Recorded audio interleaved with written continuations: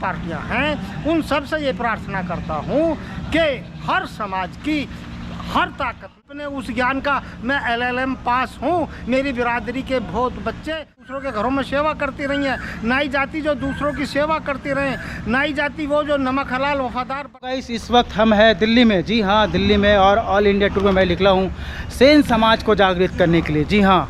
और इसी दौरान हमारे बाबूजी हैं एक बहुत अच्छा भाषण दिए, सेन समाज का सम्मान समारोह हो रहा है वहाँ पे। तो आइए समाज के बारे में, क्या उनका पीड़ा है, क्या दुख है, क्या उत्थान होना चाहिए, सारी इनसे सुनते हैं। जी आपका नाम बताइए। मेरा नाम बाबूराम एडवोकेट है। मैं गाजियाबाद में 43 साल से वकालत करता हूँ। मैं 1978 से 83 तक मेरठ यूनिवर्सिटी स्टूडेंट यूनियन का प्रेसिडेंट रहा हूँ।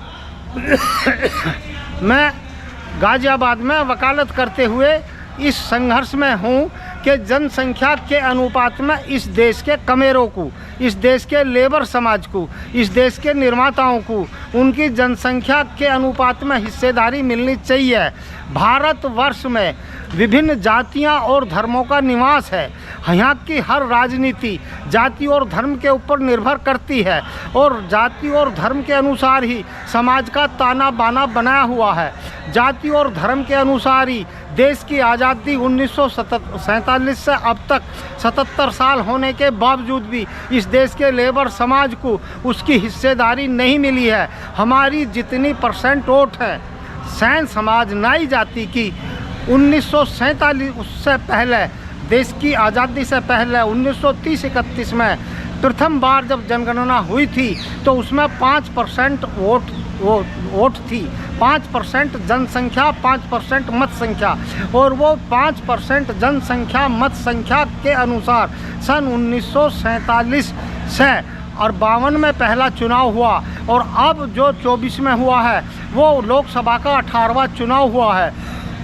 इस 18वें लोकसभा चुनाव से 47 तक जो चुनाव हुए हैं उसमें मेरी जाति की 5% मत संख्या से, मेरी जाति की वोटों से 28 MP की सीट बनती हैं, क्योंकि 543 में का 5% से करीब 28 सीट MP की बैठती हैं जो मेरी कौम से बनी है।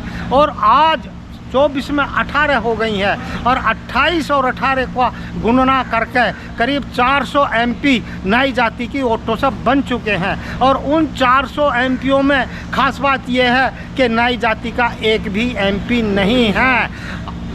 खद्दर के कुर्ते पहनने वाले लोग नेता नहीं बनते हैं, किन्हीं नीतियों का निर्धारण करने वाले लोग नेता बनते हैं।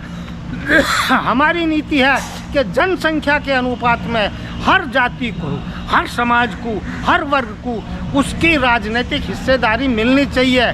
जिस जाति की जितनी प्रतिशत मत संख्या है, जिस जाति की जितनी प्रतिशत जनसंख्या है, उस जाति को उतने प्रतिशत MP और MLA बनने चाहिए। लेकिन मैं इस बात को भी समझता हूँ कि सन 47 से अब तक 77 साल से इस समाज को, इस लेबर समाज को, इस भारत के निर्माता समाज को गुमराह करा गया है, इसका दमन और शोषण करा गया है, बहुत कुटिल राजनीतियों से इसका हक दबाया गया है।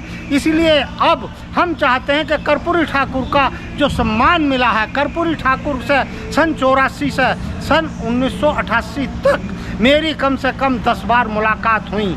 कर्पूरी ठाकुर ने जो मुझे दिशा निर्देश दिए, उन दिशा निर्देश के अनुसार आज मैं इस स्टेज पर मैंने अपनी बात रखी है। कर्पूरी ठाकुर जो चाहते थे उसी रास्ते पर कांशीराम, जिन्होंने बहुजन संघ तक चलाया, BSP पार्टी बनाई, वो भी यही चाहते थे कि जनसंख्या के अनुपात में हिस्सेदारी मिलनी चाहिए। इसलिए मैं भारत की जितनी भी राजनीतिक पार्टियां हैं उन सब से ये प्रार्थना करता हूं कि हर समाज की हर ताकत में हिस्सेदारी देनी चाहिए और देनी होगी। और ना दे रहे हैं जो लोग, जिन्होंने कब्जा कर रखा है, जो दूसरे के हक पे कब्जा कर रखा है, उनके नीचे से हम अपना हक, हम अपना हिस्सा निकालने के लिए प्रयास करेंगे। यही हमारा मिशन है, कर्पूरी ठाकुर हमारा मिशन है। कर्पूरी ठाकुर के दिशा निर्देश में इस देश में आज़ादी से अब तक अनेकों मुख्यमंत्री हुए, बड़े बड़े जनाधार के मुख्यमंत्री हुए, बड़े बड़े बहुमत के मुख्यमंत्री हुए। लेकिन उन सब और बैकवर्ड के भी बहुत मुख्यमंत्री हुए, लेकिन जो बात कर्पूरी ठाकुर के दिल में थी, जो बात कर्पूरी ठाकुर ने करी, कर्पूरी ठाकुर ने हर कौम के लिए, हर वंचित के लिए आरक्षण देने का काम करा। कर्पूरी ठाकुर ने शेड्यूल कास्ट का आरक्षण जो बाबा साहब ने दिया था उसको बरकरार रखते हुए कर्पूरी ठाकुर ने अति पिछड़ों के लिए आरक्षण दिया। कर्पूरी ठाकुर ने सबल बैकवर्ड के लिए आरक्षण दिया। कर्पूरी ठाकुर ने इस देश की पीड़ित महिलाओं के लिए आरक्षण दिया। कर्पूरी ठाकुर ने इस देश के आर्थिक रूप से पिछड़े हुए सवर्णों को आरक्षण दिया। तो आरक्षण मायने हिस्सेदारी के हैं। हम भारत के नागरिक हैं, हम इस धरती माँ के लाल हैं, हम भी कोई गैर नहीं है, हम भी बाहर के नहीं हैं। हमें जातियों में बांट के और हिस्सेदारी से वंचित करना ये एक सियासत है। अब समाज जागरूक हो रहा है और इसी बात के साथ हम अपनी बात पूरी करें। समाज में भिन्न भिन्न लोग के अपने सरनेम छुपा रहे हैं। कोई नाई कहलाना पसंद नहीं कर रहा है, कोई सेन कहलाना पसंद नहीं कर रहे हैं, कोई सविता लगा रहे हैं। जी, तो अभी मंच में आपने बोले कि हम नाई के बच्चे हैं, और मैं भी बोलना चाहूँ कि हम नाई के बच्चे हैं। क्यों?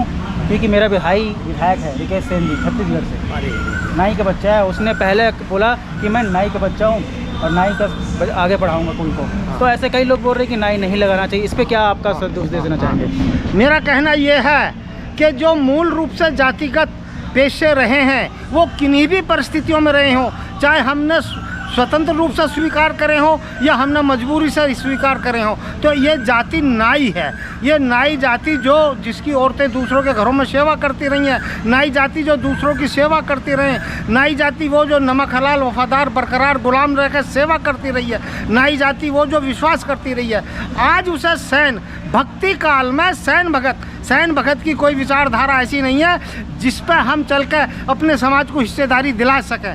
सैन भगत की कहने के अनुसार हम चलते हैं तो हम सिर्फ भक्ति काल में अंधविश्वास में फंस जाते हैं। हमें सैन ठीक है हमारे समाज के ऋषि मान बताए गए हैं, हम उन सैन जी महाराज का मान करते हैं, सम्मान करते हैं, उनके लिए नतमस्तक हैं, लेकिन उनकी विचारधारा ये नहीं है सैन जी महाराज की कि नाई जाति को उसकी जनसंख्या के अनुपात में हिस्सेदारी मिल जाए। इस समाज में कीड़ों मकोड़े की तरह अब जीना हमें पसंद नहीं है। इस समाज में हम इस देश की राजनीति में, इस देश की पार्लियामेंट और इस देश की विधानसभाओं में हम भी अपने उस ज्ञान का, मैं LLM पास हूँ, मेरी बिरादरी के बहुत बच्चे अच्छी शिक्षा लेकर जा रहे हैं, लेकिन राजनीतिक ताकत ना होने की वजह से उन्हें शिक्षा नहीं, वो पद नहीं मिल रहा उनकी योग्यता के अनुसार। और जो सैन के नाम पर प्रचार हो रहा है, सैन के नाम से कोई दशा नहीं बताई जा रही है कि समाज की क्या दशा है, सिवाय गुमराही के सैन के नाम पर कोई दिशा नहीं बताई जा रही है कि इस कौम को किस दिशा में चलना है। अरे हमारा मानना ये है नाई जाति मूल है और उसमें जो ऋषि हुए वो सैन जी महाराज हुए, ऋषि हुए सविता जी हुए, हर सम्मानित हर महान व्यक्ति के नाम को जाति के लोग अपने नाम के आगे पीछे लगाते हैं। इसलिए नाई जाति के लोग सैन भी लगाते हैं, सविता भी लगाते हैं, और किसी और नाई जाति ही भारत के संविधान के अनुसार या पिछड़ी जातियों के अनुसार या सरकारों के अनुसार मान्यता प्राप्त जाति है और पहचान भी नाई की नाई जाति सही है। सहन कह के सैन से सिर्फ हमें धोखा मिलने की संभावना है। सिर्फ हम चाहते हैं कि हमें हिस्सेदारी मिले इस देश की हर ताकत में, हम हिस्सेदारी इस देश के हर साधनों में हमारी हिस्सेदारी हो।